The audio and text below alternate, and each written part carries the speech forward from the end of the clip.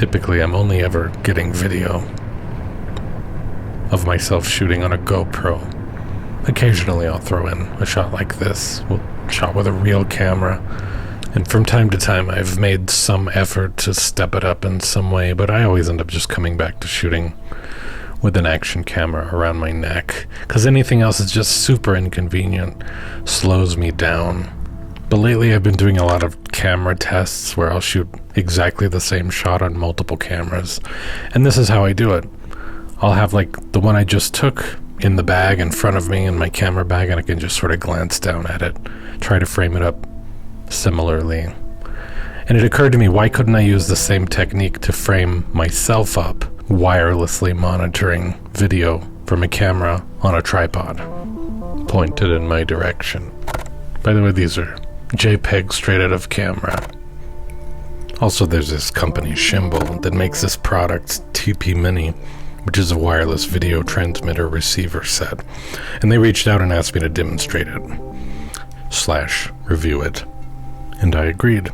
And that was the way in which I was interested in trying it out. Otherwise, I don't particularly have any wireless video needs.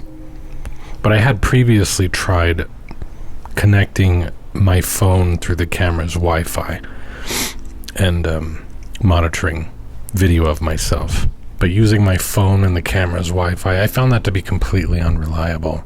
Getting reconnected in the field was often impossible, and times when I did get reconnected, the stability of the connection was just so bad. So here's the TP Mini.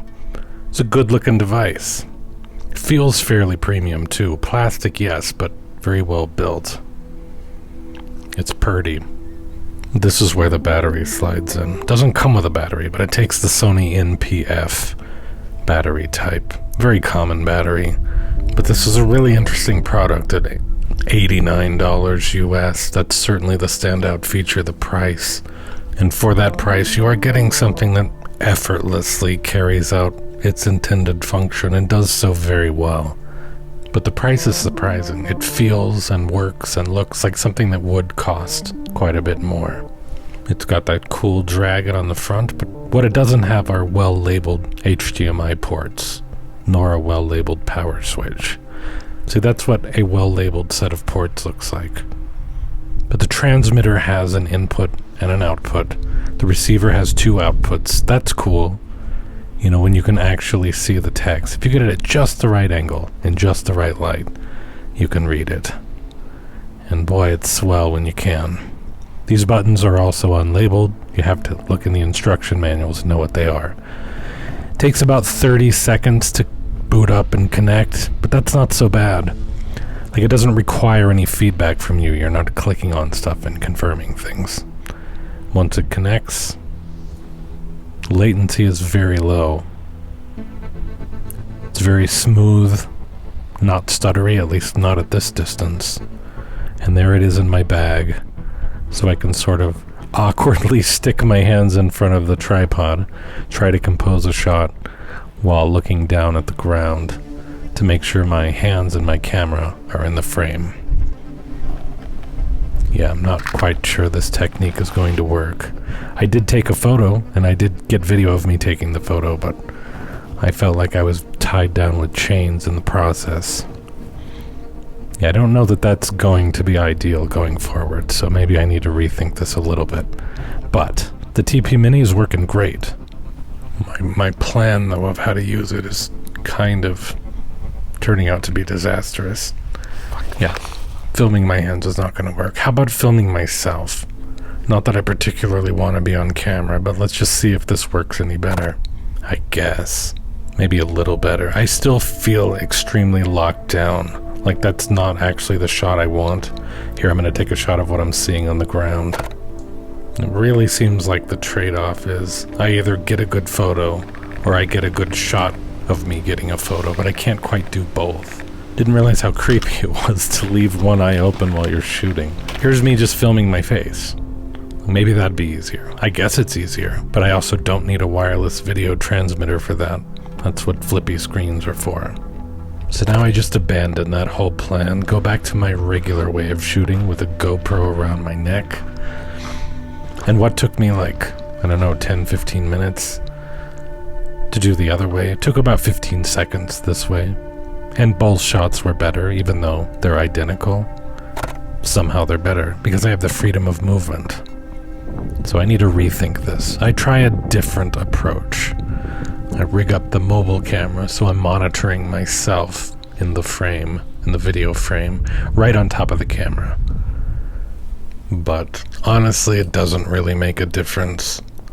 The TP Mini is great, but filming myself shooting is not so great. I just can't get a good shot plus a good shot of me getting a good shot at the same time. Maybe that's a skill you develop with practice. I'm not interested in putting in that practice, though. Here I'm not even in focus, so thanks R5. But yes, of course, this footage looks better than that of an action camera. But I have this deal with myself where I won't allow the video to detract from the photos. The photos will be the star. But that is exactly what's happening here. And here are like 4 or 5 examples where I didn't even take a shot. You know, the shot I actually wanted is more like what I framed up with the video camera. And then I walk into the frame and there's just no shot. This is the exact moment when I was just fucking done. Experiment over. So here are just a couple of tests before I wrap up. On the left side of the frame, you're seeing the video recorded internally on the camera, but color corrected. And on the right, you're seeing the flat profile that the camera was shooting in, so it's not color corrected. And it's jittery because it's being captured wirelessly over 100 feet, transmitted, received by the TP Mini. So at 100 feet, it's already pretty stuttery. The claimed range is 500 feet. But so far, we're not off to a great start. I mean, me personally, I have no reason ever to transmit video 100 feet. But perhaps you do. And maybe this isn't the best method of doing that. But just for fun, let's increase to 200 feet. 200 feet doesn't really look worse, though, which is strange. In fact, I would say it looks less jerky than 100. And just, again, to reiterate, on the right, it's a flat profile, not because of anything the TP Mini did. It's just because that's the way I was shooting. And I didn't color correct that portion. Just helped separate the two.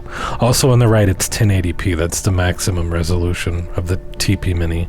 Versus on the left, recorded internally, it's 4K.